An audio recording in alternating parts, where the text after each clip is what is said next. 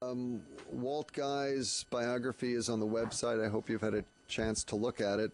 I'll just say briefly that I guess of all the lecturers coming, that Walt is the only one who is still actually working actively for NASA. He's head of Automation Robotics Division Chief at the Johnson Space Center.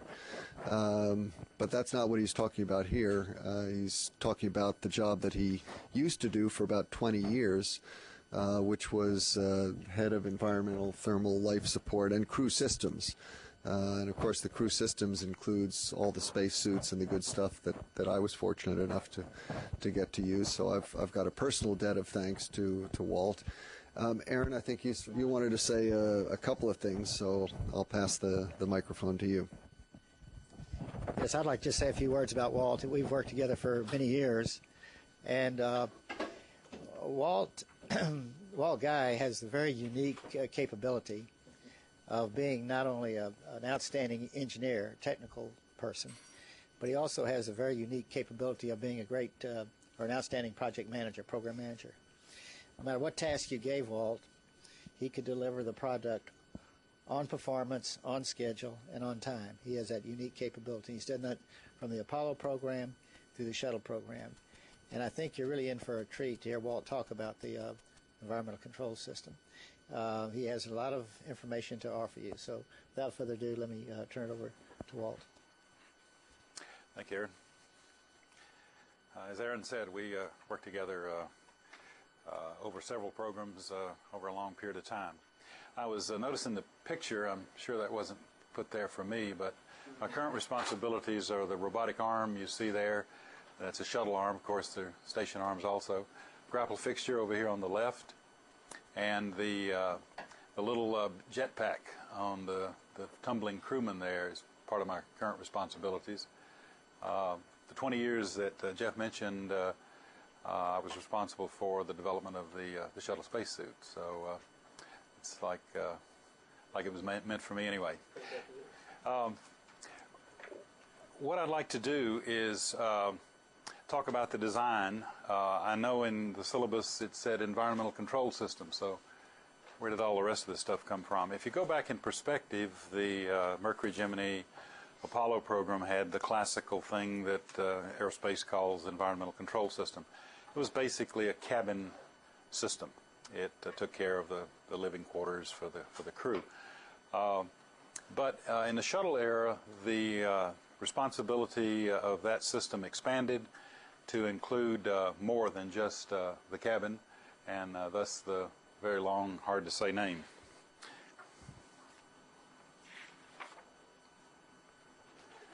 These are the subsystem elements of the environmental, thermal control, and life support system. The first area I'm going to, what happened here? There we go, sorry. These are the areas, the subsystems. The first area is the cabin atmospheric revitalization system. This is a long way of saying to take care of the atmosphere in the cabin. Humans are pollutants, and this is the system that takes care of that. The cabin atmospheric pressure and composition. This is obviously the maintaining the pressure and enough oxygen for breathing. The third is the cabin thermal control, and that is the classical environmental control system. But for shuttle, we've added some functions. One is the water and waste management subsystem.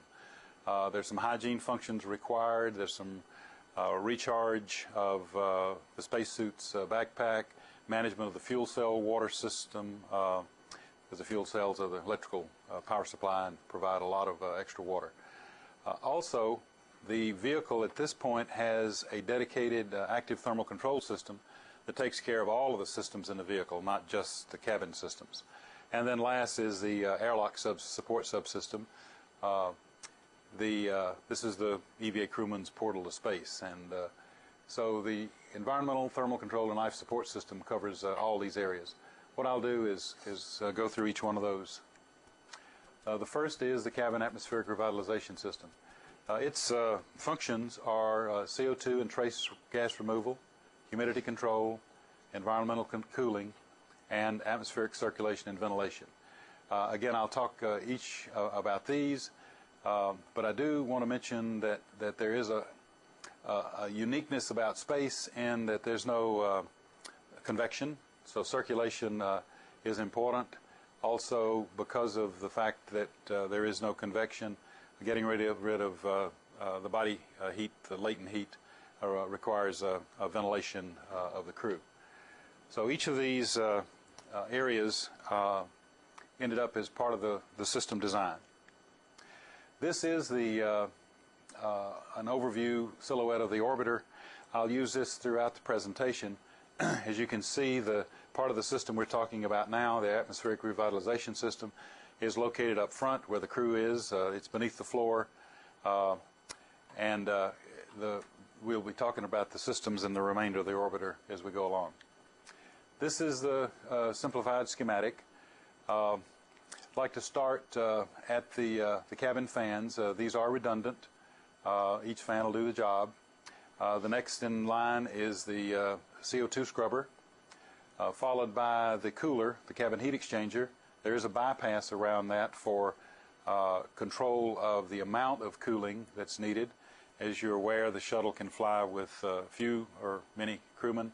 It turns out as time has gone on, we fly pretty much a full complement, but the original design was to fly a small number of crewmen. Also, this does give you temperature control.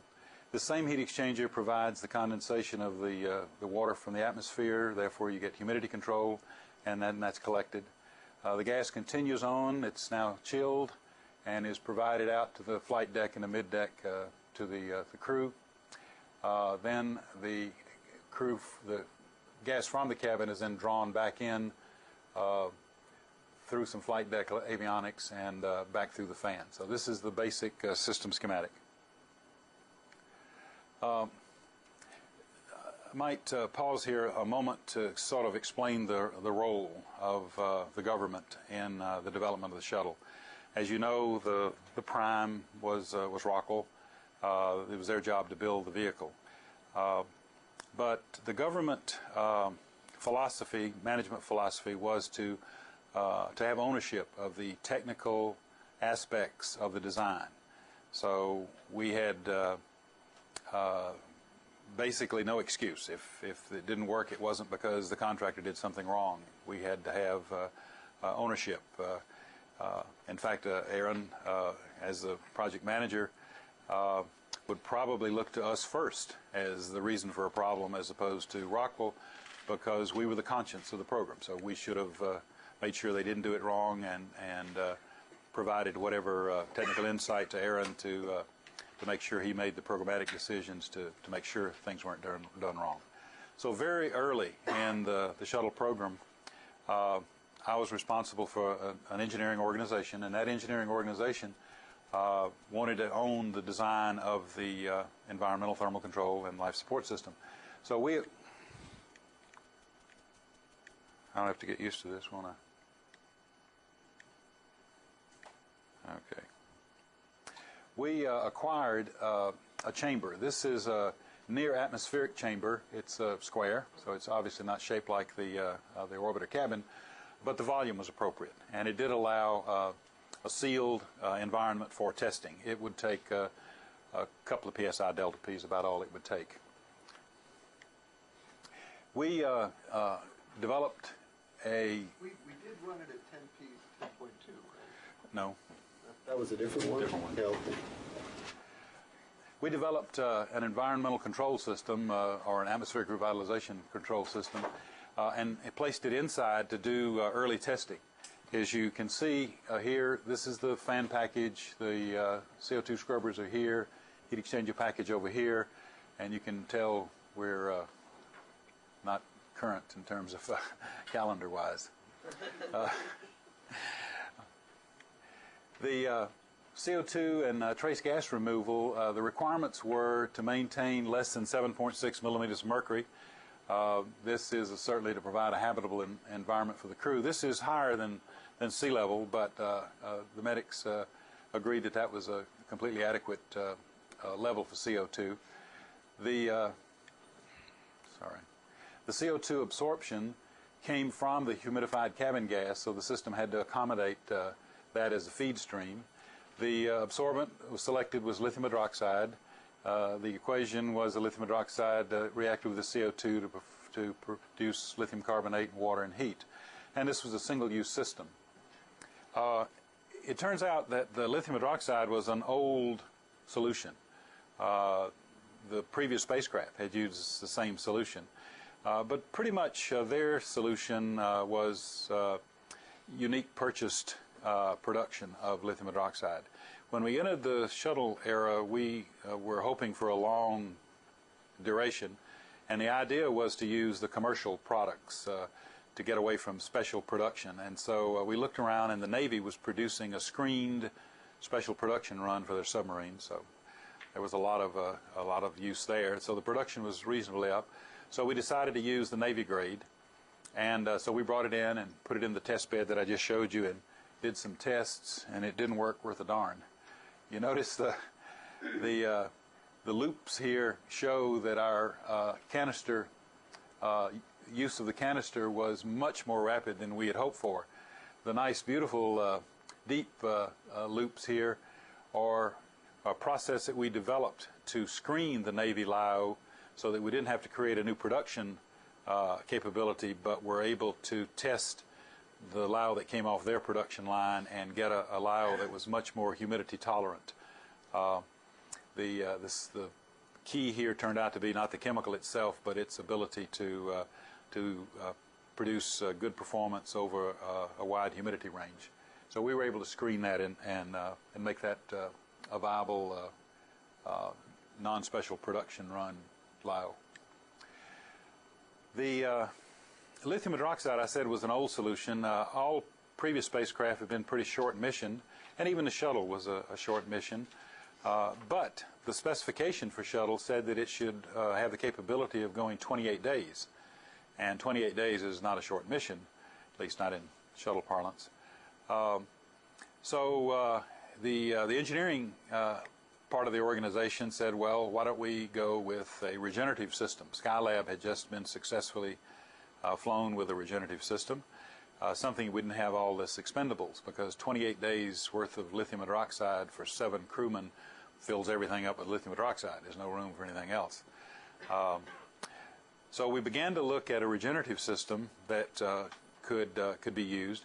Actually, it was proposed as part of the original shuttle development, but at that point, the 28-day mission was considered a special case, and the design case was the shorter missions. And in fact, there were even projected to be a lot of short missions. The idea that the shuttle was a space truck that would take stuff up, dump it out, and come home. And so the lithium hydroxide was a lighter system than a regenerative system. So the lithium hydroxide was placed into the vehicle as a basic design. But when Space Lab era came along, we needed longer missions. We flew about 4 or 5 times in this 13 to 16-day range, and those missions did require a lot of lithium hydroxide. And so it was proposed to use an absorbent that was regenerable, and the one that was selected was a solid amine. The absorbent is a polymerized ethylene amine. Its designation is RNH, and I don't really know why. The absorption actually comes in 2 steps. First, there's a reaction with water to create the freon, and then that is then reacted with the CO2 to give you another free ion, but the CO2 is now captured. The desorption then with the heat and vacuum gives you back your original amine. So if you pack this in a bed, and what we used was an expanded metal foam heat exchanger that you could fill all the holes with the solid amine, and put the passages adjacent to each other so you could use the heat of absorption to do your desorption in your other side, and all you need to do is expose it to vacuum. So it was a very simple system. It worked fine for the 4 or 5 missions, 3 or 4 missions. I'm not sure how many missions it was used. But it was an adjunct. It was added in, put onto the floor, then it was taken back out when it was no longer needed, because it was just wasted load. Yes? the lithium hydroxide, the product, the LiCO3, is that a solid form, gas form? No, it's a solid lithium carbonate. Okay, and that goes in the canisters that you remove? Right. When you remove the canister, it's a big lump. Yes. Okay. Finishing up the CO2 and trace removal, we go to the trace removal. We use the simple system of activated charcoal, and in fact it's packed into the same canister that the lithium hydroxide is packed into. It is a single use. There is a configuration, I believe now operationally, where the entire canister is lithium hydroxide, is activated charcoal, so it can be used for cabin gas cleanup. So if you had an issue that you needed to clean the cabin up, you could do that with a canister of just charcoal. The next area is the environmental cooling and humidity control. I mentioned on the schematic that we have a cabin heat exchanger. The front part of the heat exchanger basically is your reduce the cabin gas temperature. The back end of the heat exchanger is where the condensing occurs, because we get the gas below the dew point, and therefore the water drops out. The heat exchanger has the characteristic that as the water collects at the outlet of the heat exchanger, there were some holes drilled, actually, in the fin passages, so the water can be sucked out, and it has the nickname slurper, so it slurps the water out. It takes about 2% of the flow, so as the cabin fan produces the flow through the heat exchanger, about 2% is siphoned off in the slurper, and that carries the water to the gas. Water. Looks like I don't learn.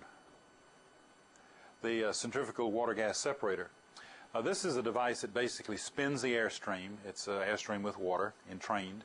It spins the airstream, the water goes to the outside, it's collected in a trough, and there's a pitot tube in the trough that the water impinges on, and we get about a 40 psi delta head with that. It's just a pump, basically a pitot pump.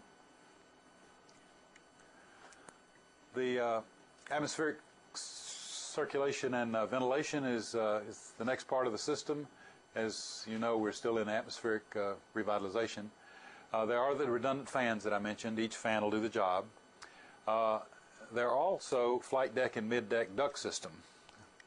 This is a picture of the duct system. It looks very complicated, but only several points I want to make here. This is the atmospheric revitalization system I mentioned before. As you see, it's below the floor. This is the mid-deck here. This is the flight deck. So it's below the floor of the mid-deck. The gas is exits the heat exchanger, goes up. There's some mid-deck, aft mid-deck ventilation exhaust. It goes on up and to the flight deck, exhaust on the flight deck. Also, there is a section that goes on the forward side of the cabin through the forward control console and blows in the face of the crew. The return is back through some avionics areas, provide cooling, and then back down to the system. So this is a complicated picture, but really it's a very simple flow system. This becomes important later in our discussion, because good mixing turned out to be a really important parameter, not just cooling.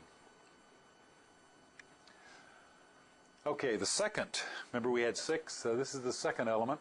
This is the atmospheric pressure and composition control. The first job is the 14.7. Shuttle selected sea level, the idea being we could not have a lot of special designed equipment. Shuttle was intended to be a less expensive spacecraft than the previous ones, and so a sea level atmosphere gave us no questions about human survival and gave us a lot of opportunity for using more standard equipment and not specially designed equipment.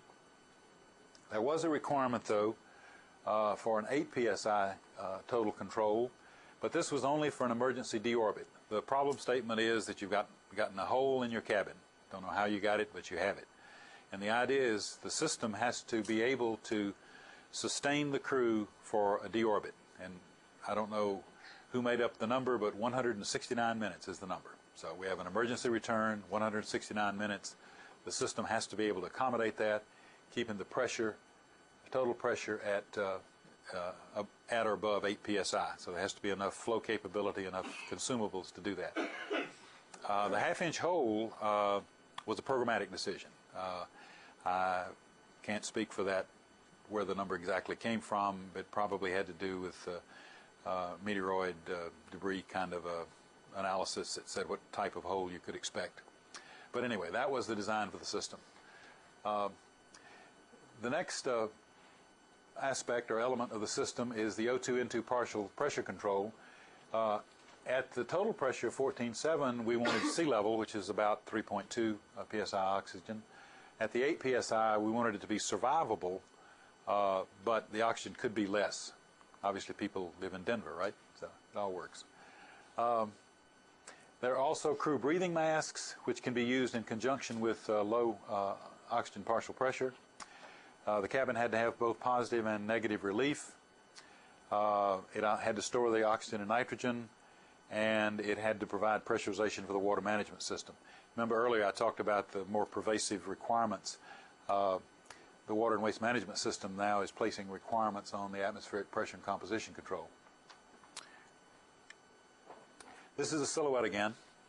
We're basically, here you see the oxygen tank, which is 3,300 psi oxygen tank. There's nitrogen tanks on both sides. These are high pressure tanks, all 3,300 psi. The relief valves are shown here, and there's a O2 N2 supply panel which has all of the valves and regulators and everything on it. This system, however, though, gets most of its oxygen from the cryogenic tanks. So that is only just shown as an inlet. These tanks are basically part of the power control system. So electrical power is hydrogen and oxygen fuel cell. So we use a lot less oxygen than they do. So the storage was integrated, and then we use the oxygen for most of the uses comes from the main tanks. So this is a schematic. I'll start right there. This is the cryogenic system. This is the main cryogenic system. This is not part of the tankage of the pressure and composition control system. It goes through a restrictor. This is stored in a supercritical state, so the delivery is somewhat limited, and so this goes through a restrictor so that we don't decrease the pressure too fast in the cryogenic tank. It comes on down through a regulator that regulates down to 100 psi, and that comes on down to two regulators. One is the normal regulator, the 14.7, and the other is the 8 psi regulator, both of which are available for depending on which cabin mode you're in. If you go over this way, you see the nitrogen. The nitrogen goes through its own regulator, and it's regulated at 200 psi, and that's important because that's contrasted to the 100 here. Next, the nitrogen goes through an on-off valve, a solenoid that is connected to partial pressure sensors of oxygen, and then it goes to the same regulators. So, if you're making up cabin gas, you have to make a choice as to whether you want nitrogen or oxygen, and that choice is made by this system and a simple on-off valve. So there's no sophisticated control system. This is a simple on-off valve. If the cabin needs pressure but doesn't need oxygen, then this valve is open, and the 200 psi basically backs down the oxygen system. This is a check valve here. No oxygen flows. You get nitrogen.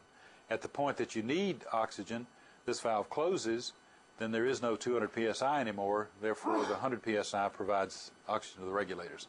So it's a very simple design. Walt, off the top of your head, what kind of failures did you have during qual test that really bothered you? The regulators were produced by Carlton, and the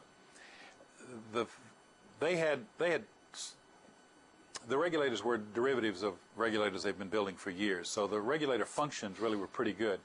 But the early problems we had is that the tolerance, pressure tolerance, they wandered and didn't have as good a pressure tolerance, and they did make some mods to correct that. But the more significant issues got into flow issues. their test capability was pretty limited. And when you're talking about very high flow cases, you have to do something with the gas to make the regulator think that it's in an operational environment. And so we did a lot of testing, and I'll show you that in just a second, for the high flow cases. Okay, let's see. There is a redundant system. It's not shown in this schematic, but there are two of these, just like this. This is the pressurization for the water and waste management system. You see here. Let's see, and there is a crossover to the redundant system, so that you can do mix and match if you have a problem. In both systems, you can mix and match the capabilities. Also, the oxygen system provides the emergency breathing system. It also provides oxygen to the airlock for recharge of the backpack. We'll talk about that later. And I believe that's it. So for normal pressure, we have 14.7, and you have the automatic pressure regulator, basically on-off valve and the regulator. The partial pressure is controlled by the 3.2 psi, which is the solenoid that controls that. So it's a very simple system. The oxygen partial pressure does have another set point at the 8 psi. It goes down to 2.45 psi, and I'll show you that in a minute. For cabin pressure relief, the problem statement really is, why do you need relief? Well, what if one of those lines breaks? You've got 3,300 psi tankage. It's all plumbed together. The crew, God forbid, step on a line and break it, and now you've got all this nitrogen rushing in. So you don't want the cabin to explode, right? So you need a regulator, a relief valve. And the relief valve was set at 16.2. And again, that's one of the high flow cases that we ended up testing. The system was designed with 3 relief valves. Any two will do the job. That's just a redundancy philosophy. Sometimes you'll see 2 items where both of them, either one does the job. In this case, this is a very critical issue, so there is a double redundancy here. For the negative pressure protection, there's an 8 psi delta relief valve. In fact, there are 3 of those. You don't need but 2 to operate, but there are 3. This is for the return that I just showed you. If you come back, a hole in the cabin's at 8 psi, you can't reverse flow through that hole. That's not going to work. So you don't want the cabin imploding on the crew, so you've got to make up as you come in. The lower altitudes, obviously, the higher pressure, you've got to get that gas back in the cabin. So that's what that's for. Okay, this is the other pressure vessel that was used as a test site. This, it was called an environmental test article. Rockwell gave it that name. What they planned to do with this device when they built it was to do all the wiring runs and the plumbing runs in there. It was going to be a mock-up. It turned out they built a rather beefy tank. In fact, maybe they got one very inexpensively. I'm not sure how they ended up with it, but they got it. But they did do all the secondary structure, so it had the right shape inside. And so it turned out they didn't end up using it. They went on to other methods, and so it ended up left over in the program. And so we convinced Aaron that he ought to give it to us, and he did. This is what it looks like in cutaway. You see here all the secondary structure. It was in boxes, but we put it all in, foamed it in so that the volume was right, so the cabin volume was essentially perfect. It had the flight deck, it had the mid deck, it had the lower deck for the environmental control system. Well, we also asked Aaron to give us the CERT hardware, which he did.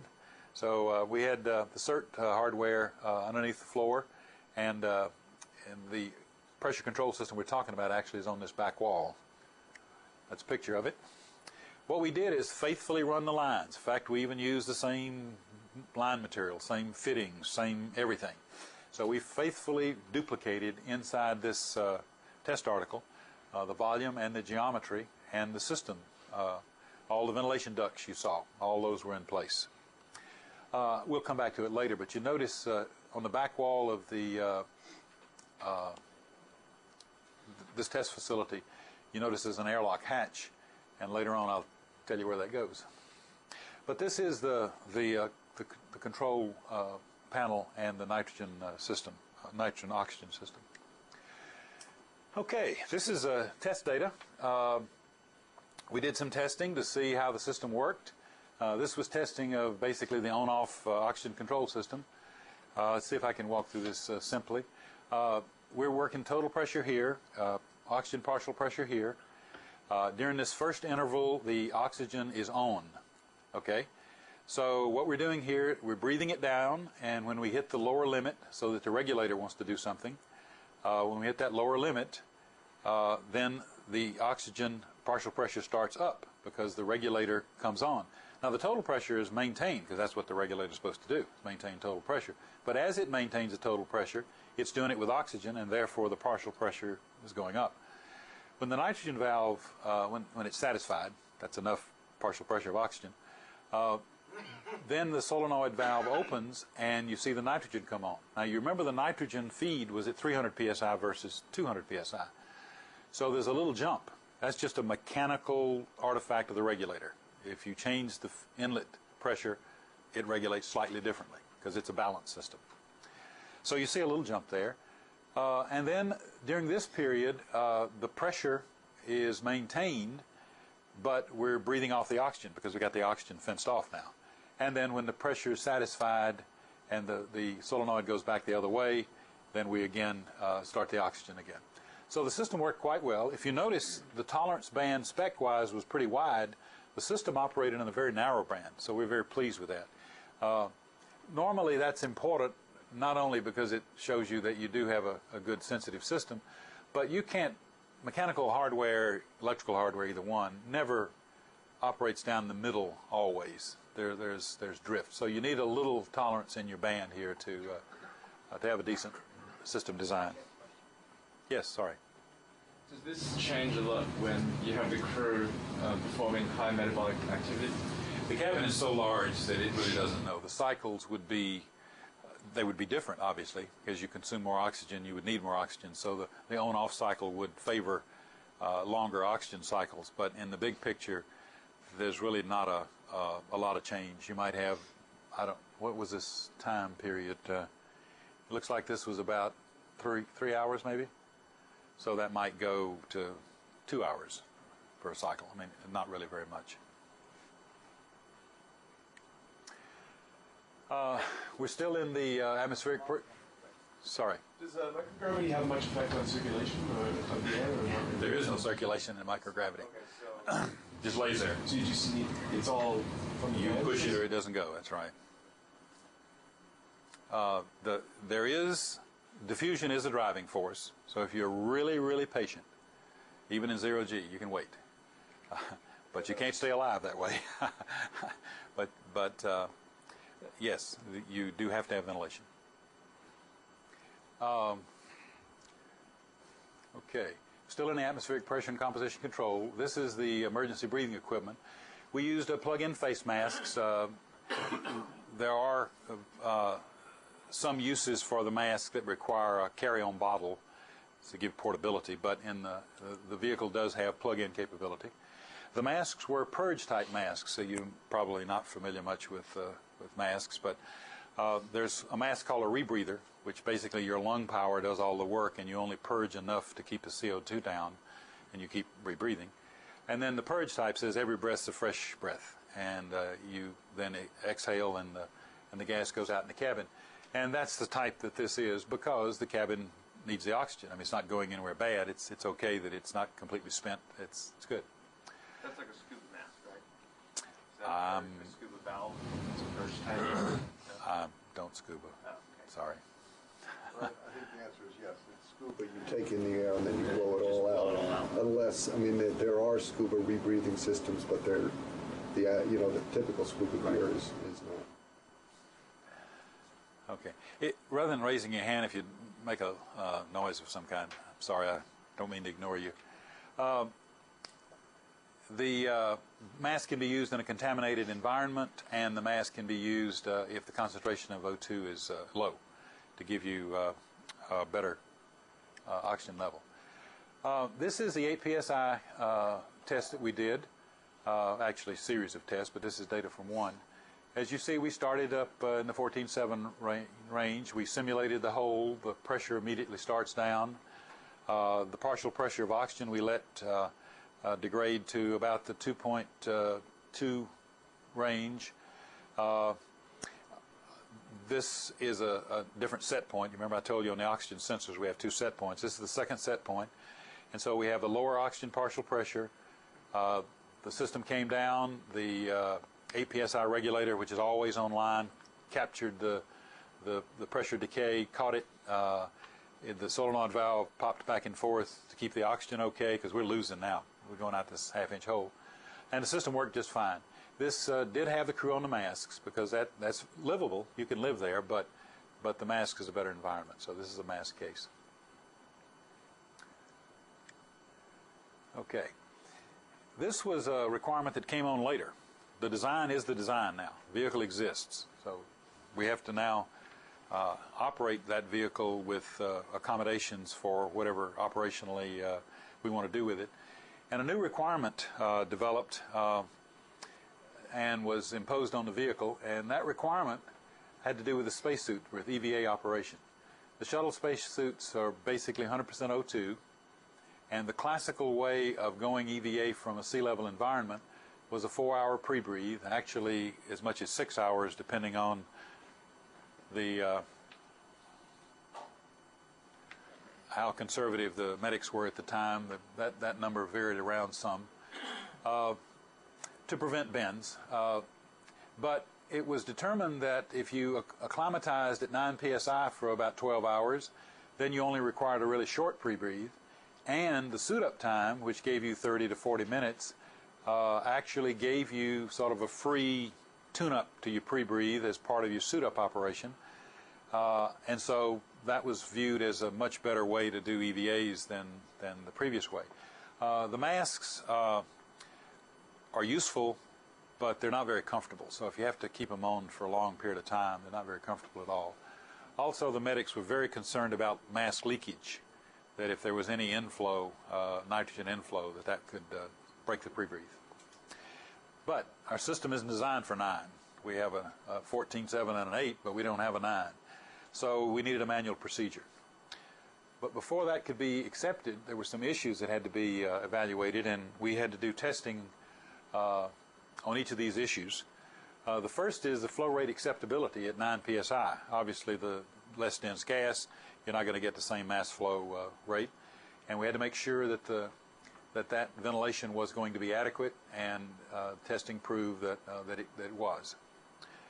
The next is the thermal acceptability. There are really two aspects to this. One is the fan itself is cooled by the environment, so if the environment doesn't provide as much cooling, the fan itself could overheat.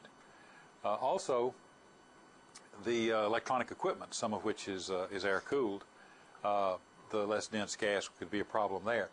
It turned out that could be controlled with load control. They could offload power and make that acceptable. The CO2 performance at 9 psi, we needed to make sure that was okay. It turned out that, of course, the 8 psi case, we don't care about the lithium hydroxide. The purge flow is so great, there is no CO2 problem. But at 9 psi for 12 hours, you have to get performance out of the lithium hydroxide. So we checked that, and that worked out fine. And the last item was the ventilation adequacy. We do have a press and depress. You've got to come down to 9, and you've got to go back, and both of those adjust the gas mixture. And so we wanted to prove that that was okay. And so we went to the facility that we were talking about and ran this profile. Now, this profile was created by our, yes? Originally, you said a lot of the shuttle equipment was designed for 14 psi. You didn't want to change that. But now that you've brought EVAs, you lower the pressure. Does that affect the equipment? Well, that's what I just said. Yes, it does. The air-cooled equipment is going to run hot. So if you want to cool that equipment, it'll become a little clearer later, but the equipment is in bays, equipment bays, and so if with the less dense gas, you need to have some of that equipment turned off so that the cooling that is available is adequate. So you do load control, get rid of some of the electronics, and therefore the air that's left, or the atmosphere that's left, can cool the equipment. And then when do you increase the pressure back to normal after the EVA? After the 12 hours. No, actually it's before the EVA. Well, I'm not sure what they do now. I think right now, when you're all finished with your EVAs, then you bring the cabin back. Because typically you do multiple EVAs, and so from one day to the next you just keep the cabin at, and actually we use 10.2 now, I think, Yes. rather than 9. right. But I think you have to certify it for 9. Right? This was an early certification for 9. Okay. Would it Yes. have been easier to simply design the whole system for 9 from the beginning if you had new? Well, this was not a shuttle requirement. This was an operational requirement that occurred after the shuttle specifications were set. You're correct. Would you have had If we knew it ahead of time, yes, it would have been much easier to do it all for 9 PSIs. exactly. It would have just been a third condition.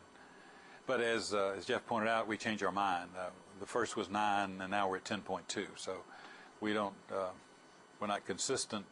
As we learn, we change our mind, and the 10.2 was selected later. Okay, our mission operations people that do the crew timelining and all, they created this procedure, and so we tested it. This has a simple depress cycle. You come from 14.7, you hesitate at about 11 and replenish the oxygen. You do that twice. You then do manual control down at the 9 psi level. You notice the oxygen partial pressure here is always maintained by these adjustments, and also during the manual period you select which you want. And then when you come back, the procedure was to increase the nitrogen and then finish the top off with oxygen. That was thought to be completely acceptable because the oxygen level at this point is completely viable, and so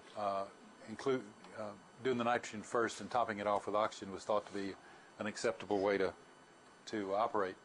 So we did the test, and this is what happened. We were all nice and comfortable with our oxygen partial pressure, and you see the area next to where we were repressing, we depleted the oxygen substantially, and the mid-deck and even the flight deck, we depleted the oxygen. And I've only shown you half the data, so if you look at the rest of the data, you see where the oxygen went. These equipment bays that I mentioned earlier, the avionics bays and other equipment bays, are basically isolated volumes from the cabin. So as the pressure comes up, what you're doing is you're pressurizing these areas with cabin gas, which is oxygen and nitrogen. You're pressurizing these areas with nitrogen only. So basically you're depleting the partial pressure here, you're increasing the partial pressure here. You remember partial pressure, you just count the molecules. That's all you have to do. So basically we're putting more oxygen molecules here, and we're taking them out of these areas, and therefore they're going down.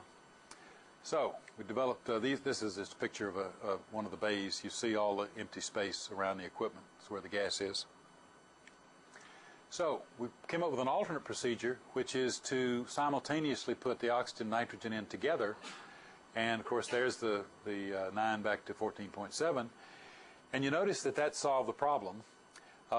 There's still some dip at the supply area because the mixture's lean. We need from 9 to 14.7, 5.7 psi total pressure increase, but we only need 2.5 up to 3.2 oxygen. So this is it's a mixture, but it's a lean mixture. So there's still some slight loss, but the only area that came under an issue is near the inlet where the O2 N2 supply panel is, and of course you can just avoid that area. Well, I should say that area happens to be right around the bathroom. And so before we repressurize the shuttle, the commander would, anybody who has to use the bathroom, use it now, because, you know, for about 10-15 minutes while we're repressurizing, it's off limits. Okay, the next item. This is the water and waste management area. This is one of the 6 items. We have potable and wastewater inventory management. We're continually producing potable water, as you know, and wastewater. We have to dump them, we have to use them, so that is part of the requirement of this system. We have to store water for drinking, food prep, wastewater storage has to be dumped to space, commode and urinal for human waste collection, and we provide water for an evaporative heat sink, which we'll talk about later, called a flash evaporator. Yes? This is an outstanding example of systems engineering, this total system that Walt's talking about. You can really see the interaction between all the systems and the spacecraft. It really is a systems engineering problem. Potable water, we take all the fuel cell byproduct water and use it, so it's basically an effluent to the power system. We do have launch storage capability for water, and we do provide sterilization. The sterilization is iodine. We started out using or designing a silver ion system. It turned out that we had manufacturing problems, and the company ended up going out of business, and so we reverted to iodine. The lunar module used iodine. Wastewater, the condensate from the cabin humidity control, and the urine pre-treat. The urine has to be pre-treated to bind the urea. If you don't, you get a lot of ammonia. It uses a chemical called oxone, O-X-Z-O-N-E, I think. It's an acid. I'm not really sure what it is. Okay, this is where the system's located. This is one of the the simpler schematics. The water tanks here. The water comes from the fuel cell, as I said. It goes, by the way, the delivery is about 150 psi, and 150 degrees and 60 psi. So there is a lot of hydrogen dissolved in the water. The water is collected in the fuel cells on the hydrogen side. So there's a lot of hydrogen. So there's a hydrogen separator here. Otherwise, your tanks would end up full of hydrogen, which is what you don't want. You want water in the tanks. So the hydrogen separator is a silver palladium metal. It's catalyzed. It's basically porous to hydrogen, but not to water. If you expose the backside to the vacuum, pulls the hydrogen off, and the water goes through just fine. I will say that there still is a rather high gas content in the water that you drink, and that gas, of course, evolves once it gets inside your stomach with predictable results. Yes. In fact, all sorts of systems that Jeff could explain. They have slinger systems and all sorts of systems to get separation, because it's not really possible to get all the gas out of the water. Okay, there's a dump system. There's a potable dump to vacuum, a waste dump to vacuum. There's also a vacuum vent, which I'll show you what that's all about. And then the flash evaporator that I mentioned, and I'll mention more later, is in the back of the vehicle, and it has a redundant water feed system, both sides. Okay, this is the schematic. Start at the same place. Water from the fuel cells goes through the hydrogen separator and then into this bank of tanks. The tanks are pressurized on their metal bellows tanks. On the back side of the bellows is nitrogen. On the forward side, of course, is the potable water. There is a hydrophobic filter on each side, on the downside of each tank. If a bellows were to leak, you don't want water into your nitrogen system, so this is a filter to prevent that. I mentioned the twin flash evaporator feeds. There they are. This is the dump nozzle here. The potable water system provides water to the crew, so there's a regular water interface and a chilled water interface here.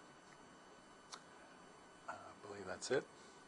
Well, I remember more problems with the Apollo water than I did with shuttle water. Am I wrong?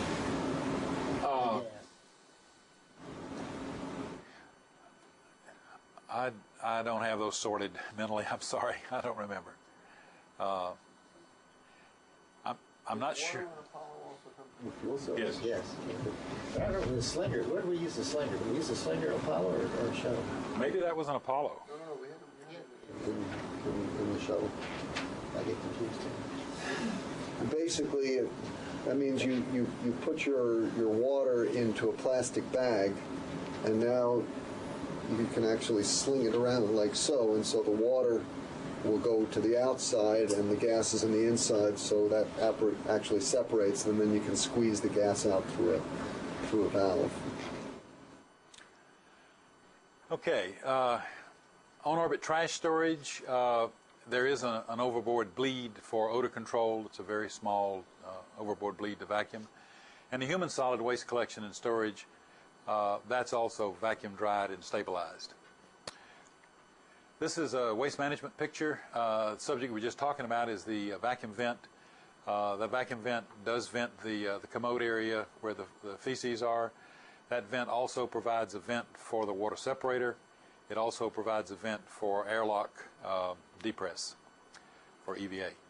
So this is the vacuum system.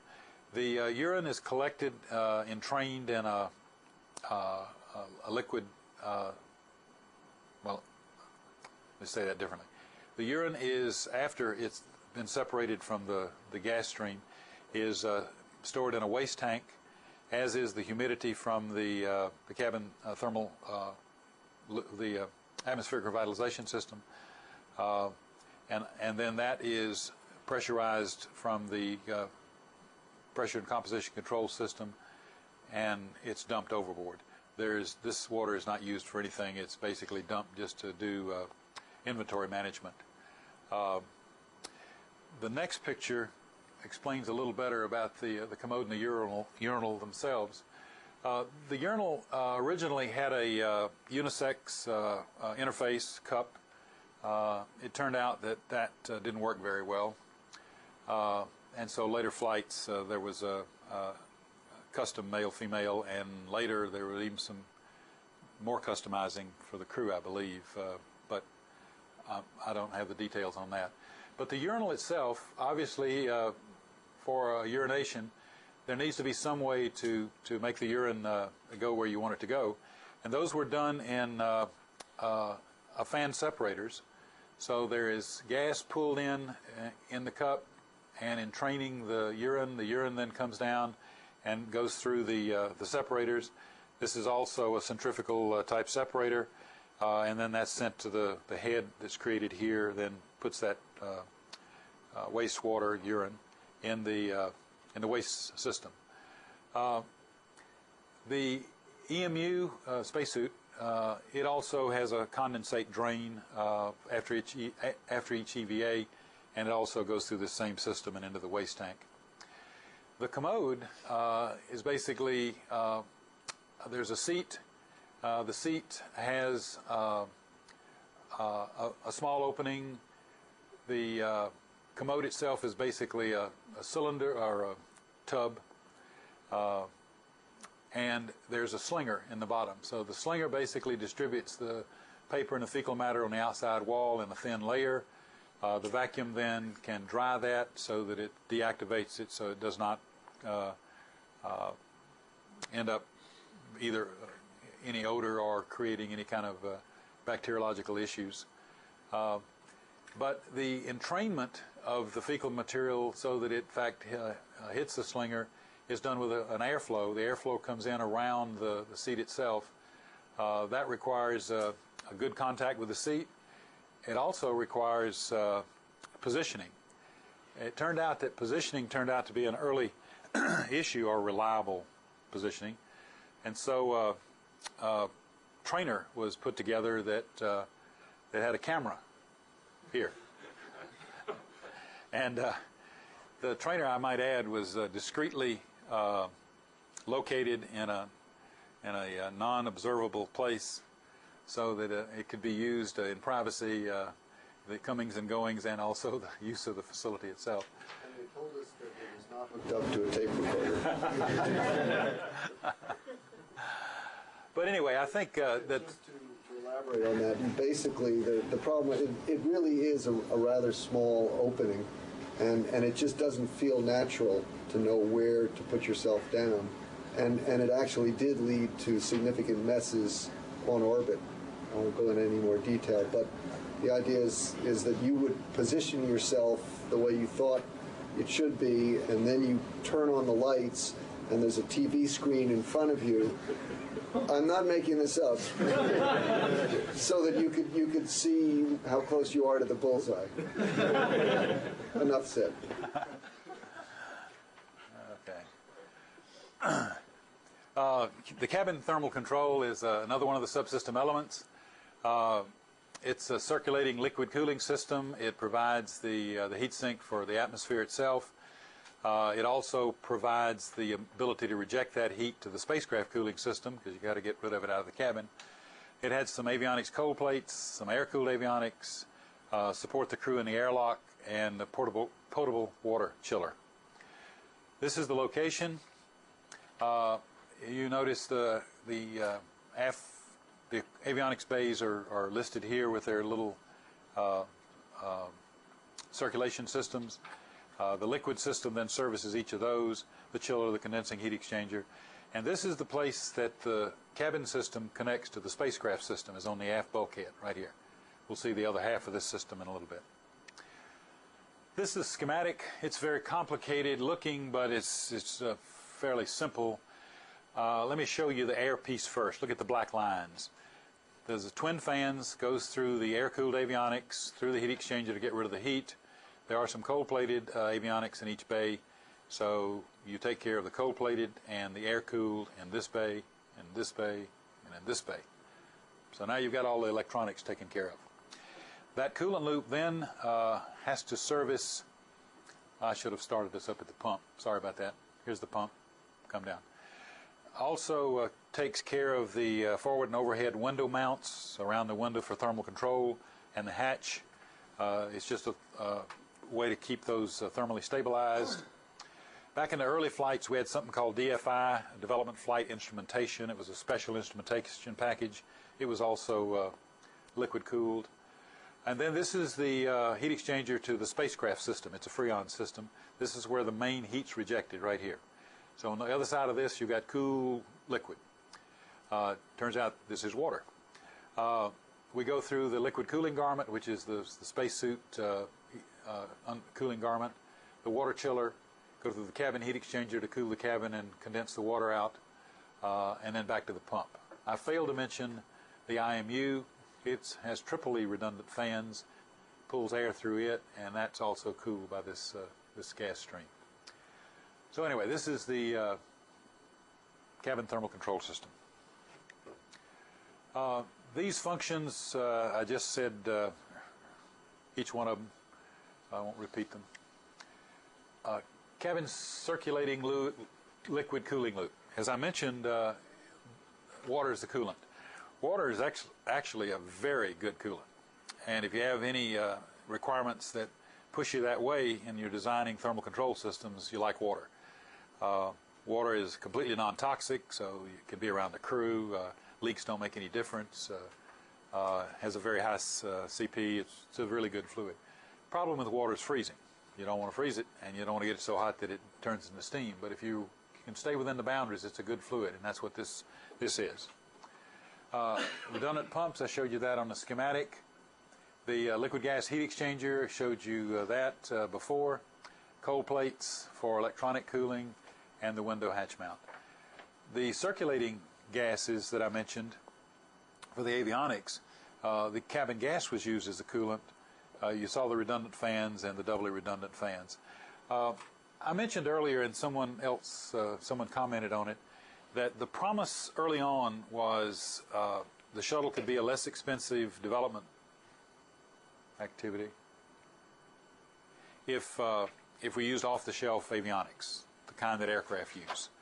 And that's a good promise.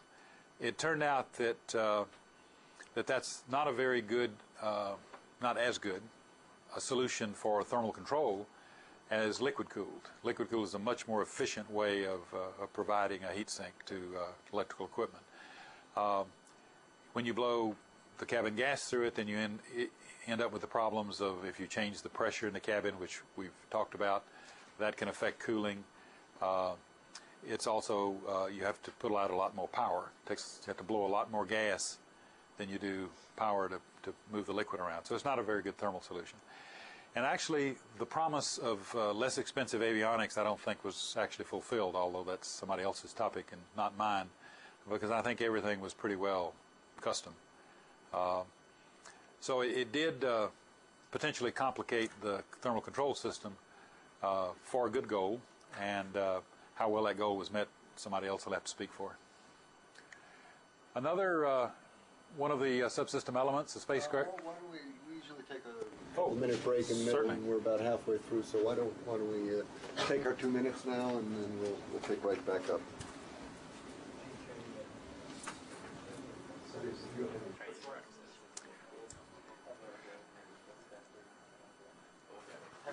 Everybody, yes. I had one quick question, just about what you were saying before, the electronics that are cooled by air flow versus,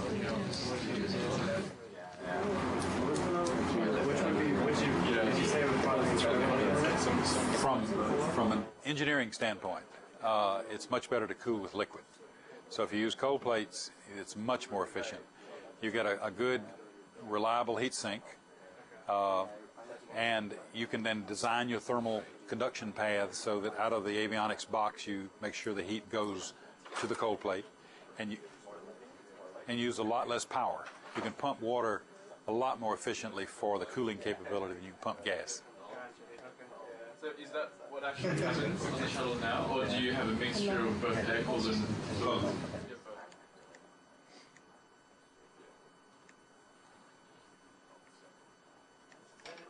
I guess following on to that, even like switch we have to change in order to address just water. Let me finish this. You notice here, this is the air-cooled part of the loop, and here are the cold plates. Let's get the class back.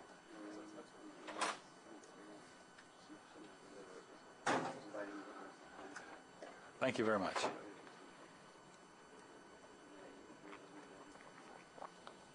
I'm sorry, did you see what I was pointing at here?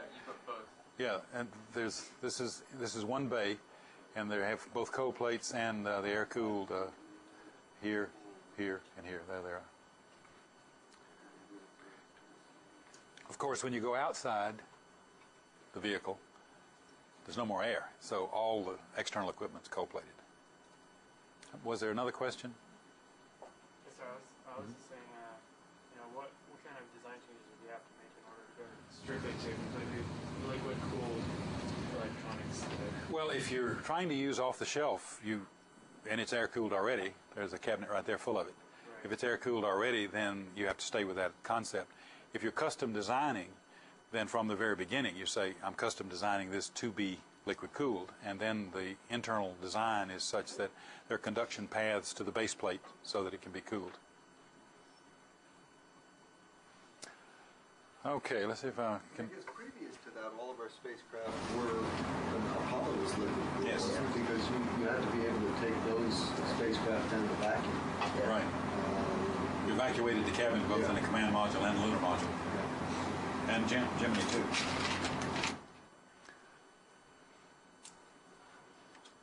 Okay, here we are. This is the spacecraft active thermal control system. This is the vehicle level, so that we're now, even though we're still under this ETCLSS, we're not talking the classical environmental control anymore. This is a bigger picture. Also, the reason the word active is stuck in here was a leftover from previous programs too.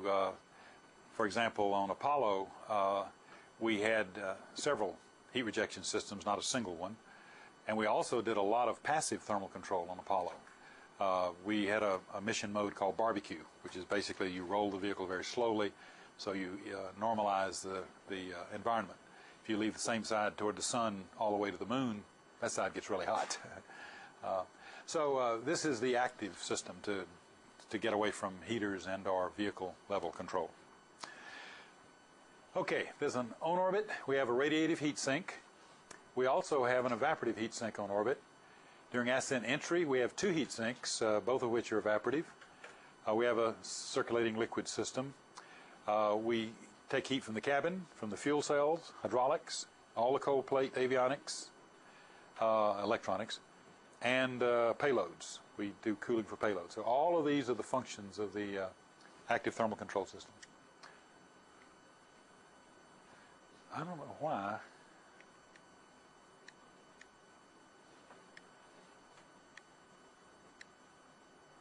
There it is. This, as you notice, is a lot busier than some of the others have been. You notice the radiators here on the sidewall. This is the doors. When closed up, there are no radiators. When open, the underside of the payload bay doors are your radiators, and it's on both sides, obviously. That same heat exchanger that I showed you before that interfaces with the cabin is right here. So the cabin load is dumped there. Fuel cell load is dumped here. The fluid is a Freon 21. There's a Freon 21 pump package. The payload heat exchanger is here, I believe. Mid-body cold plates, aft cold plates. Each radiator side has its own flow control system. The evaporative heat sinks, one is the flash evaporator that I've shown you a couple of times before.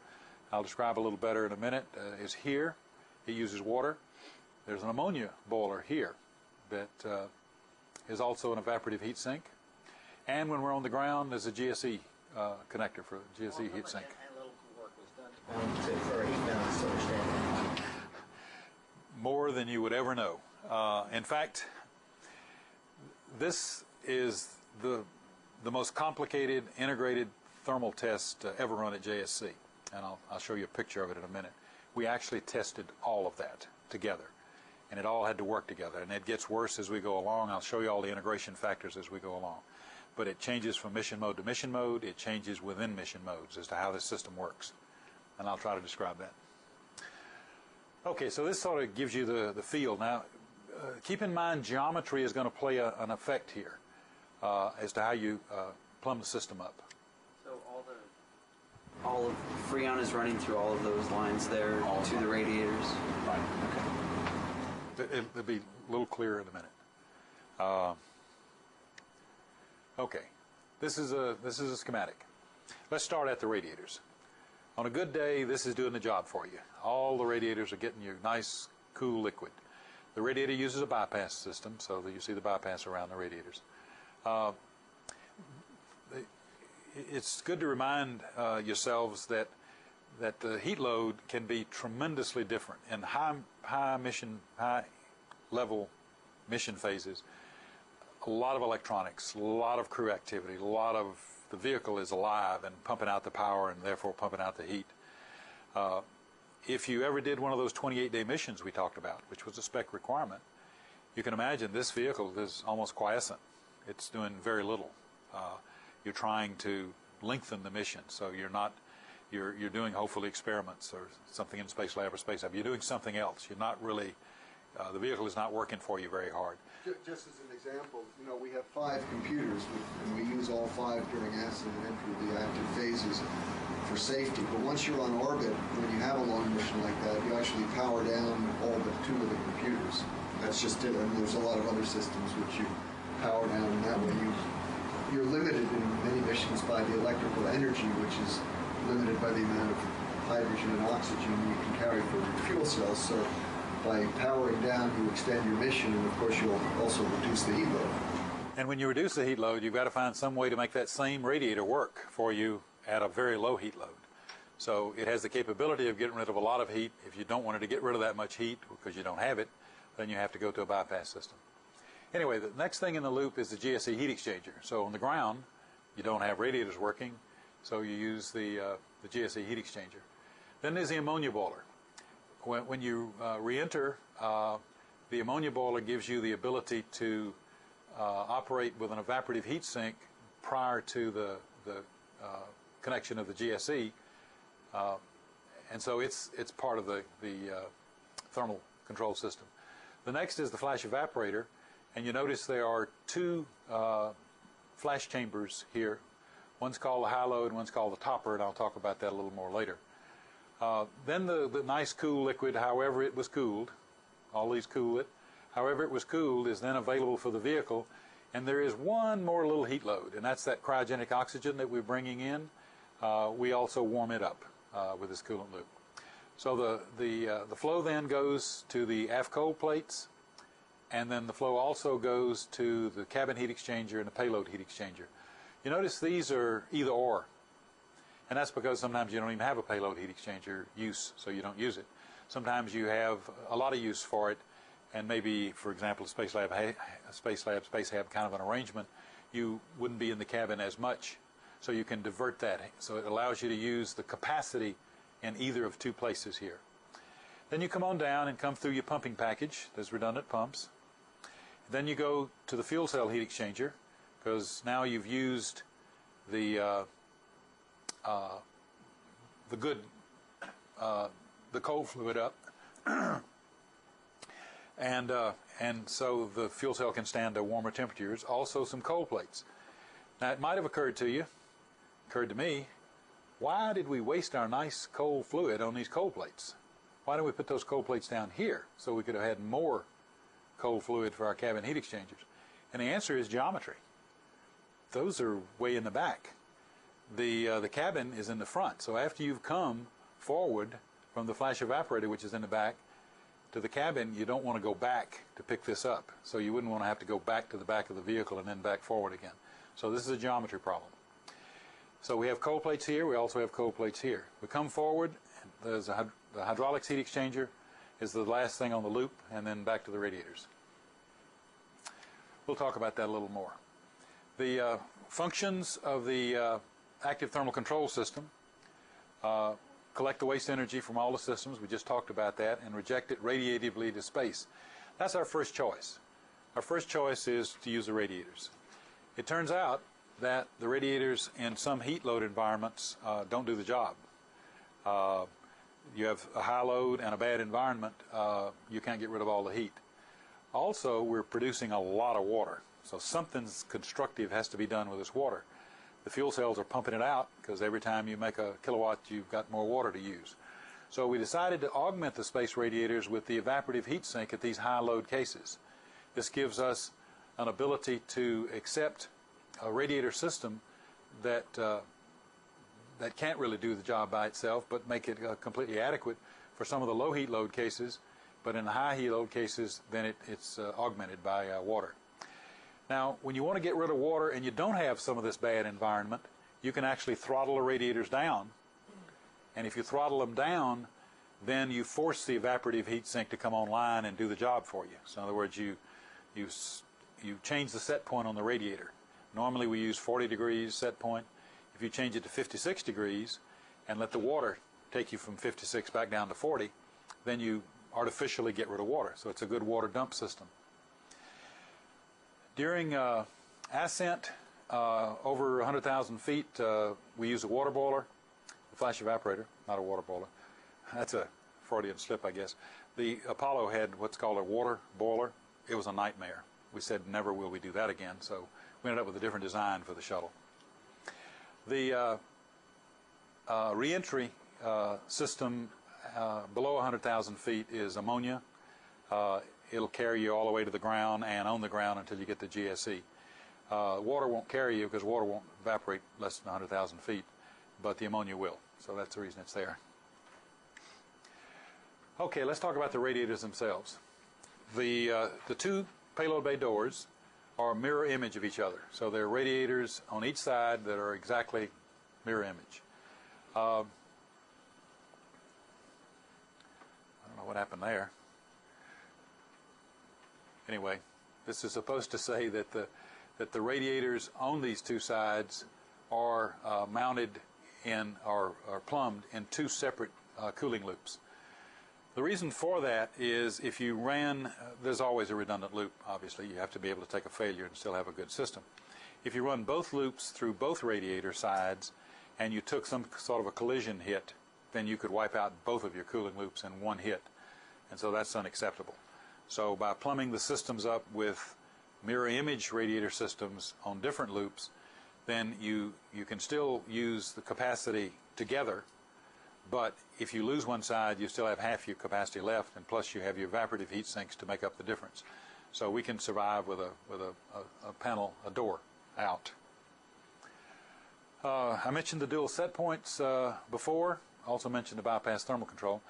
I mentioned the dual set points, 40 and 56. 40 is our normal.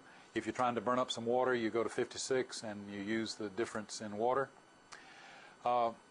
The radiators, we have two different kinds of radiators. We have the single-sided, they're on the back of the vehicle, and some two-sided ones on the front of the vehicle.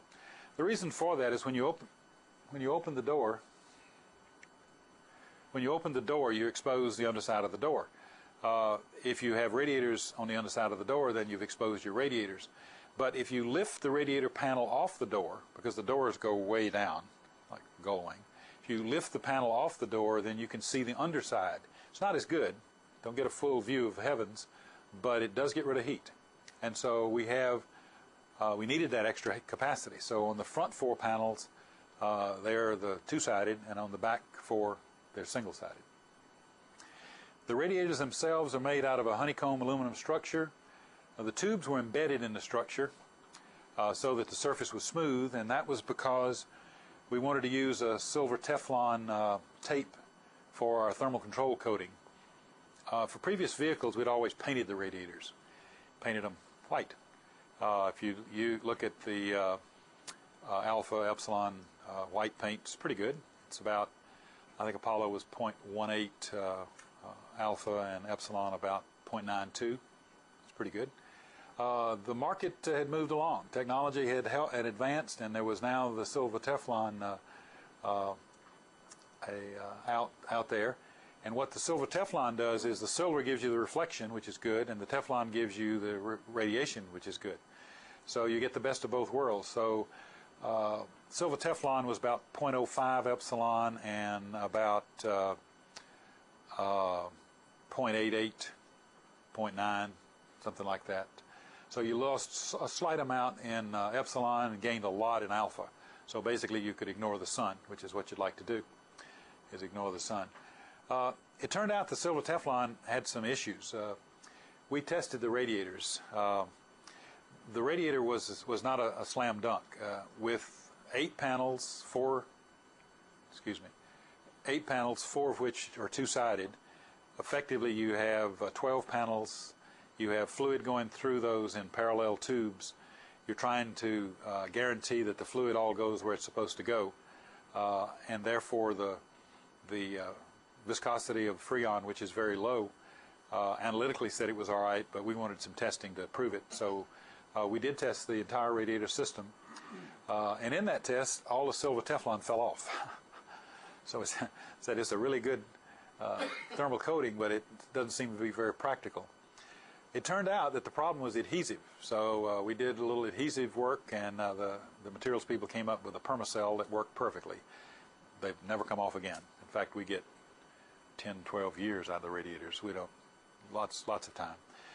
The problem that the Permacell couldn't solve was beneath the tape you could get very small little outgassing of the materials, but almost all materials outgas some.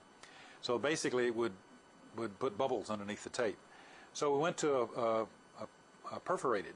So there are millions of little holes in this tape, and it's placed on the vehicle, and it stayed on just fine.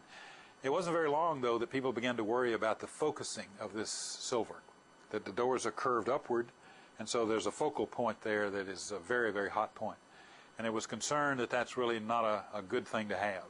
So if we could make the surface less specular and more diffuse without losing the Alpha and Epsilon, we'd have a better design.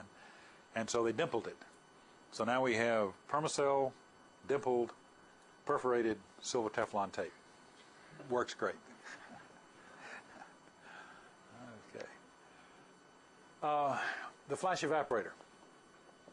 This is water is the flash evaporator's evaporant. This was a brand new design. The water boiler on Apollo was no good. It was a problem.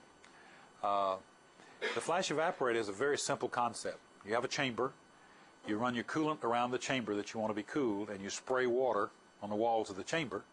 And if the pressures are all right, the water will flash. You won't get liquid. It'll go straight to. You won't get ice. It'll go straight to steam. Steam will go overboard, and it'll all be wonderful. And if you can convince a program manager of that, good luck. But anyway, the way to convince the program manager is to show them good test data. So during the development, we developed this process of spraying the walls and not getting water carryover, which will obviously freeze up your steam duct, which you don't want. But as the design evolved, we had to get more sophisticated because we needed this flash evaporator to burn up the extra water that when we didn't need the fuel cell water, and we did that with that 40 to 56 set point, and so we needed a small evaporator that could handle that, so it was called the topper, so it tops off the radiator. But when the doors are closed and there's nothing else to get rid of your heat, now you need lots of capacity. And so the second chamber was the high load chamber. Together, they do the whole job. When the radiators are working, only the topper. So you can come home with this system functional and make it home. It turns out we never did freeze up the steam duct, so that part was good. It turns out that we had some freezing in the chamber. And in fact, we had to develop a process that acknowledged that that could occur, and how would we flush it. It's called flushing. And so we did develop a process, and it has never failed. The flushing process always works. And we have had on several occasions, I probably can't count them for you, but 4 or 5 times maybe over the shuttle flights, we've had some freezing inside the cavities. Okay, there's a non-propulsive overboard vent. That was the one going out both sides for the topper, because it could be used for very long times during the mission, and you might be pointing or whatever you might be doing. But when you're coming home, the high load is just a big out the side of the vehicle type duct. The ammonia boiler, its heat sink is ammonia. As I mentioned before, it evaporates all the way to the ground where the water won't. The redundant boilers here, up here there are no redundant boilers. These 2 chambers have redundant everything. They have redundant feed water systems, and redundant control systems, redundant spray nozzles, redundant everything. But the chamber is a chamber. You get what you get. There are redundant boilers. This is the way the ammonia boiler gets its redundancy. It's utilized, or was designed to be utilized during entry and on the runway until cooling's available. It turns out that we don't do that anymore. It turns out operationally, we learned that if we cold soak the radiators before we shut the doors and then bypass them and come home on the flash evaporator, that there's a lot of heat capacity still left in those radiators, a lot of fluid out there, and it's cold. And so we can actually go all the way to wheel stop on the radiator. And so at 175,000 feet, we start flowing the radiator, but 100,000 feet, the flash evaporator is off, and we cold soak all the way home, and after wheel stop, the ammonia boiler cranks up. I mentioned the Freon 21, the low viscosity. We've gotten excellent performance out of that. The low viscosity is really, really important, as much parallelism as we have. I didn't really give you the numbers. In the single panels, we have 26 tubes. In the two-sided panels, I believe there are 66 tubes. Lots of tubes, lots of parallelism. So it's awfully easy to get flow instability in a thermal system like that. But the Freon loop does great. We have redundant pumps, all liquid heat exchangers and cold plates. This is that chamber that I told you. If you can look right down here, this is the people right here. One person. This, in fact, there's a radiator panel. This was during build-up. Twice we tested the flash evaporator in this environment, once as part of the integrated system with all the radiators, and once by itself. And twice we tested the radiators, one as part of the integrated system and once by themselves. So we did essentially 3 tests, large tests, and the one that had the entire system in it, it had all the cold plates, it had everything in it, is, I said, the most sophisticated thermal test we've ever done at JSC. And it proved that the system could work. It also proved that we had to tune the flash evaporator nozzle because it was wrong. But we did get the data, we did prove it was wrong, and we got it remachined. Machined out of columbium. Somebody else will have to answer why. And so it was a problem for Aaron to go get us another one, but it fixed it, and it was successful. Well, that chamber was built actually for Apollo, right? Yes. It'll take a stacked, you can have a command module and a service module and a stacked configuration inside that chamber. and it had solar and full vacuum. We actually put Ben in there. Yes, it was a manned chamber then. It's not now. After Apollo Soyuz, it hasn't been manned since then, but it's still available for testing. But it's not manned. It has a sister chamber 100 feet that way, where all of the EVA testing is done. It's a good example, I think, of how the shuttle program built on a lot of Apollo. Same thing at the Cape, where a lot of the launch hardware was adapted. Because the shuttle program, you heard about the budgetary constraints. The shuttle program never could have afforded to build something like that. But luckily, a lot of this equipment was built during Apollo when money was much more available.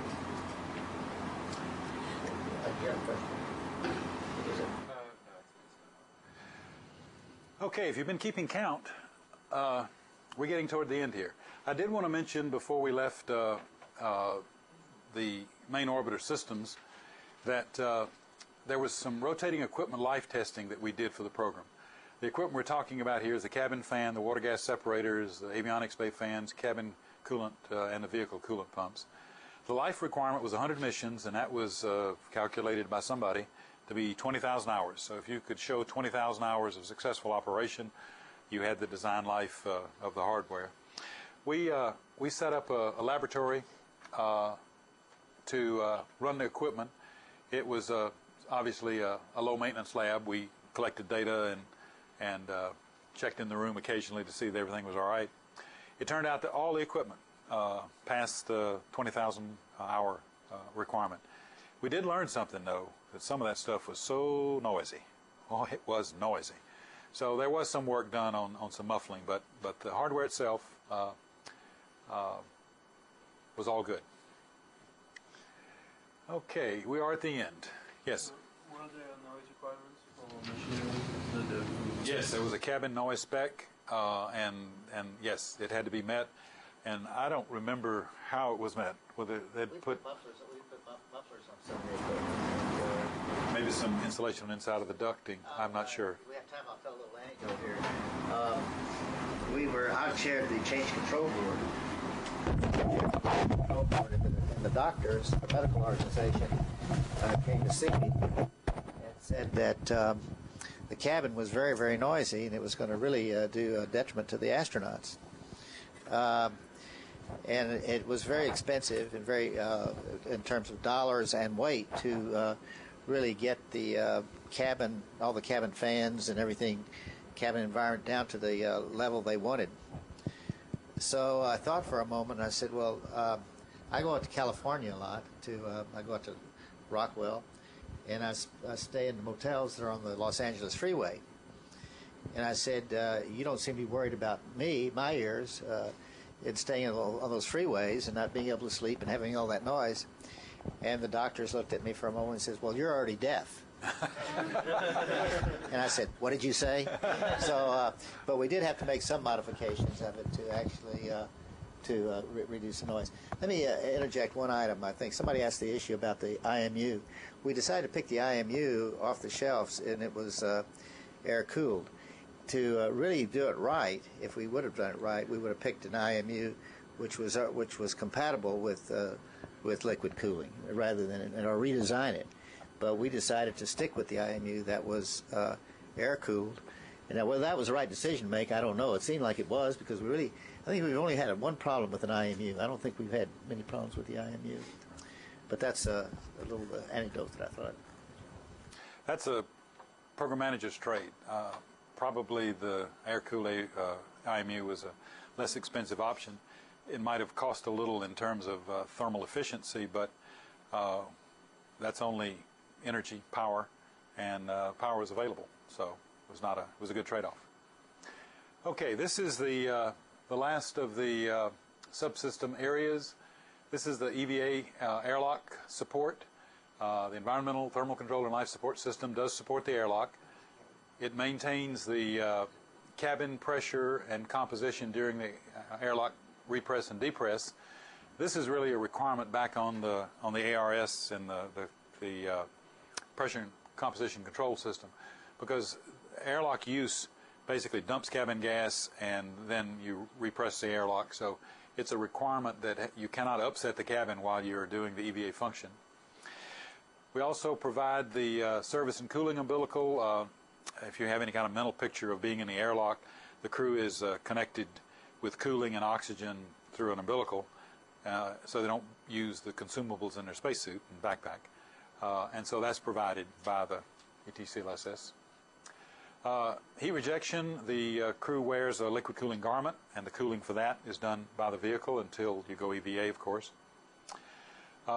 Then the recharge. We supply the backpack O2 recharge from the cryo, the 900 psi cryo.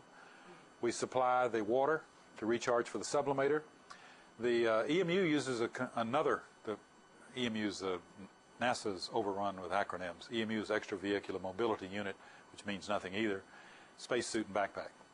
So the spacesuit and backpack uses an evaporative heat sink, and it uses a sublimator.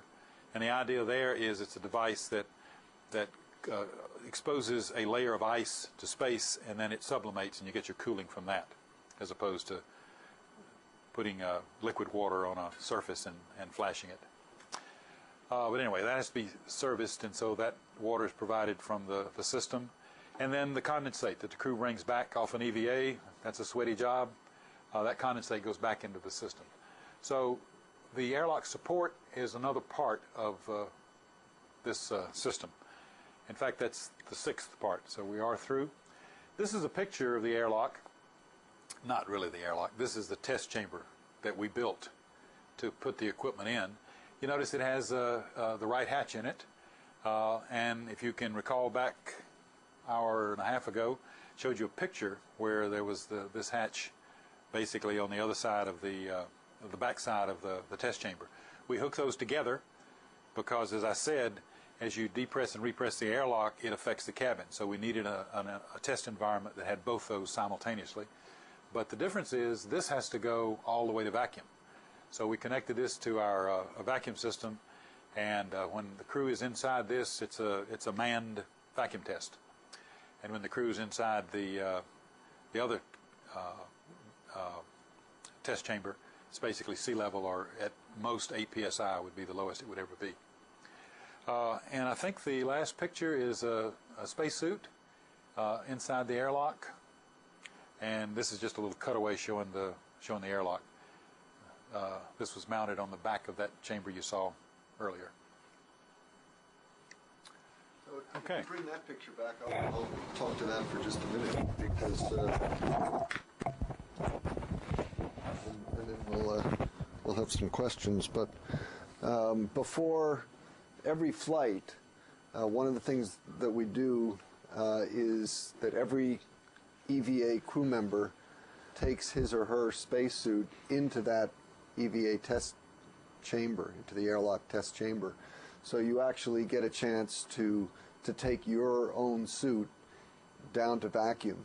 And particularly before you do your very first EVA, it's really a confidence builder, because the physical sensations that you get in a suit, remember you're at about 4 psi pure oxygen environment, and your body, the inside of your mouth, feels a little different. There's funny sounds with the fans inside the suit. The sorts of things you don't want to experience the first time when you actually go outside into space. It's much better to do it here in a controlled environment where, if there's a problem, actually you're supported because of the weight of the suit. It doesn't look like there's anybody in this suit. No. So, but when you're in the suit, you're actually supported by a cable to the ceiling of the chamber, which is on quick release bolts. So Picture to the left there. yeah, okay, right. So you're suspended up here, and if you ever have a problem, they can release this, repressurize the chamber within about 30 seconds. I think that's the limit for a man-rated chamber. You got to be able to repress in about 30 seconds, and then just lift you out, suit and all, from the top, and get you out of your suit and get you to the medics. So This is just an inverted bell jar. The hatch is not sealed. When you depress, it just like pulls it down, seals, due to the pressure difference. So, yet another. You just lift the top. Yet another example of the extensive testing that we go through before every mission. So, I might add one more thing I forgot actually to add earlier, is that the man rating is a term used in manned spacecraft, which means that you've specifically tested it and said that its design is worthy of supporting a human. The airlock had to provide that function. So Aaron was faced with man rating the airlock. And man test capability is very scarce, very scarce. In fact, JSC may be the only place anymore that can do it. But anyway, we volunteered to do that as part of our test program as a programmatic requirement, not as testing or watching or confirming anything, but as a prime part of the test program was the man rating of the airlock, and that was done in Houston. more. That's an interesting thought. Walt, if my memory serves me correctly, one of the problems we had in the early part of the manned space program was doing some chamber runs with Donald Douglas with a two-gas system where we actually lost either the oxygen regulator or the nitrogen regulator in the chamber and almost lost a test subject. And that's when on Apollo we decided to go to 100% oxygen, and that's what led up to the fire on the pad. We went to 100% oxygen at 16 pounds per square inch with an inward opening hatch for another reason. And that's really, if you can realize that 100% oxygen at 16 psi, everything burns. Stainless steel is not self-extinguishing at 16 psi. And of course, that's what we were at the 204, when we had the 204 fire, or Apollo 1 fire on the pad. And it was a function of doing some test work with the combined atmosphere. So you got to be careful. Sometimes you don't overreact. So then we went back to a different type of atmosphere. Liang, did you have a question? The systems you've been describing today seem to take up a lot of space in the orbiter, like other systems. How did you negotiate with managers and other subsystems, for the space and the volume and the weight that you wanted? That's a good question, but it's you're asking the wrong person. We're the government. We hired a contractor to design the vehicle. Now, the design aspects of it, the philosophy of it, the functionality of it, we were very, very integral with. But we really didn't, we watched, we audited, we said that looks smart, but we didn't go and say put that cold plate here and put that heat exchanger there. The vehicle integrated design was a Rockwell. Let me tell you how it was done. Actually, in those years, we didn't have CAD CAM systems. And what we did is used everything on mock-ups. We did mock-ups. So the system was laid out of what to do and the functions of what they had to do and the plumbing, and this was all laid out in a mock-up. And basically that's how it was negotiated in terms of what you need. In today's environment, you wouldn't do that. You would use electronic capability. You use your CAD/CAM systems. You would actually draw it up on your computer. In fact, the 777 was built that way. The 777 at Boeing was built. They didn't use hard mock-ups. They used electronic mock-ups. And that's what we would do today, and it would be much easier. You would probably call all the engineers together. You would sit down and show how the equipment was laid out, get a satisfactory buy-off on it, and do it much more rapidly, much more quickly. So in the future, what you'll be doing is be actually using a CAD/CAM system or a CAD system to actually negotiate the space you need for it. So that's a good question, and it was based on purely you would get drawings, mock-ups, go out and lay it out in a soft mock-up or a hard mock-up. You'd get the engineers to come out, the manufacturing people to come out. You say, this is how it's going to look, and get a buy-off on it. Today, you wouldn't do it that way. You would do it all electronically. So it would change. Well, let me ask you a question. Of all the work you've done in the shuttle, what was your most biggest concern in getting ready to fly or during the flight? What did you have the biggest concern about?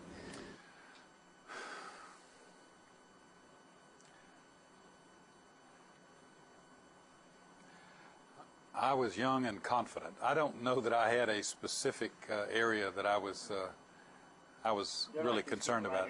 People right here, right? You're young and confident. I did recognize, though, but it did result in the integrated test that I showed.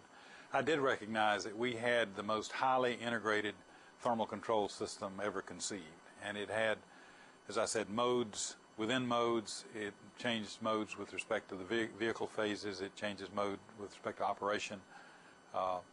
We had 9 psi that went to 10.2 psi. We had 8 psi. We had thermal control loops, ammonia boilers, flash evaporators. So I did recognize the sophistication.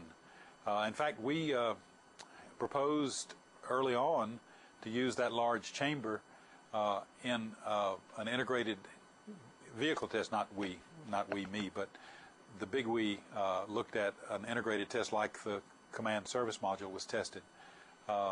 And that was viewed to be impractical. There was a cut it off at the bulkhead. You could do the forward cabin part and then do the aft section.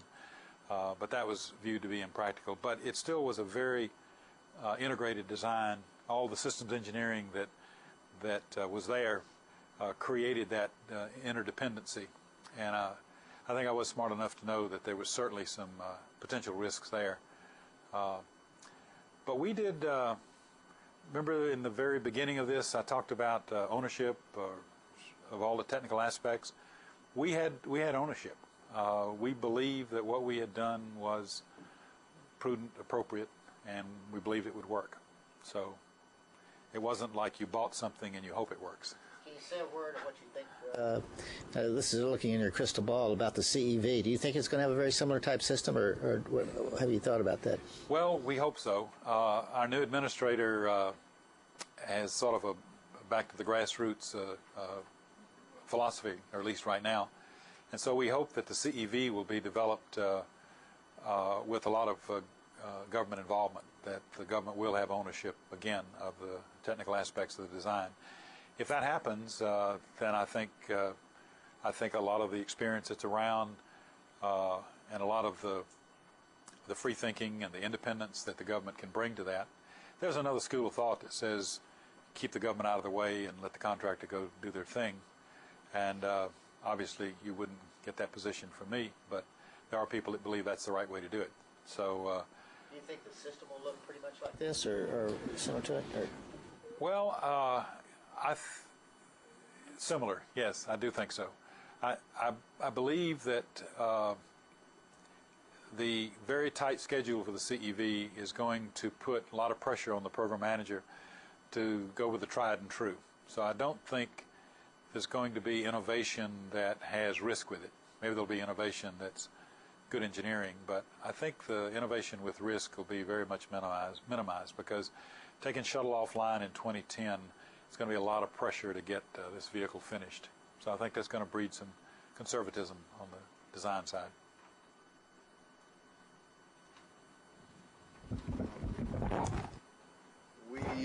We talk about considering operation while you're doing the design, but there were always things once the design was made. Well, like you mentioned, once we came up with a requirement for a 10.2 cabin, we had to develop workarounds. And one of the other things that after the system is designed, we then start to figure out how can it fail and work on malfunction procedures. And I know that the malfunction procedure for loss of 2 coolant loops, that was probably the worst simulation case that we ever had to deal with. I'm curious to get your opinion because just, Walt described how we have 2 independent cooling loops so that in principle one failure won't take them both out. Now, I don't remember what it was, but they did discover a single point failure somewhere in there, which I think was corrected, but where you could have lost both of the cooling loops with a single failure. I don't know if you... The only failure I remember is one that John Young used to worry about. It had to do with if you did lose a radiator, that could bleed your accumulator down, and so they did add an isolation valve so they can isolate the radiator side. But the idea was to obviously not lose your fluid with a single hit, that even though you have a nice, completely functional thermal control system, it's useless because it has no fluid. We did have an emergency deorbit procedure for loss of 2 Freon cooling loops, and it was, of all the things that we practiced, that was the hairiest, because it was absolutely time critical. You know, at this point you have no way of getting heat out of the cabin, so you can't ultimately cool your electronics. The cabin gets hot, your electronics get hot, so you have to do an immediate deorbit. Hopefully you're within range of a landing site. And then you turn off all the equipment that you can possibly turn off, including most of your computers. And when you're riding down through entry, you basically watch the temperature of the computer, and as each computer would get up to its failure temperature, you would then switch on the next computer, transfer the data, you know, turn off the computer which is just about failed, and hopefully you could make it to the ground. And I know the instructors who would you know, lead us through this exercise said that the information they had gotten from the thermal analysts was that nobody was really sure whether we could make it. I don't know what your opinion was on that. We practiced it, but you know, obviously, as I think I've told you, nobody's ever died in a simulator, but you never know whether the thermal model that they use in the simulator is really going to duplicate the way the shuttle is going to behave in a absolute emergency situation like that. So we survived in the simulator, but I don't know what your feeling we is. do address the thermal model accuracy. We do specific testing to validate the thermal model, so we do have pretty good confidence in those. But the real issue in overheat is that when does a piece of equipment stop working in an overheat situation? I mean, there's no magic number. It's not like 143 degrees it's okay and 144 it's not okay. So, and it varies. It varies with age, it varies with equipment, it varies with a lot of things. So there wasn't really a precise answer as to how long you could keep everything functional and come home. Yes? You talked earlier a little bit about oxygen-nitrogen mixing in the cabin. I was wondering if there's a way to really study that on the ground, since you're not in a zero-G environment. You know, how there are not pockets of nitrogen sitting around that an astronaut can stick his head into. Very good. I just forgot to mention that earlier. Yeah. The testing that we ran, we had to set it up very carefully. So, let's see, maybe I can, probably won't work. But, oh, yes, it will. Yeah, well, that's all right. It didn't really, if we could get, yeah, I was looking at the ETA slide. The 2 decks, go down a little further. This one.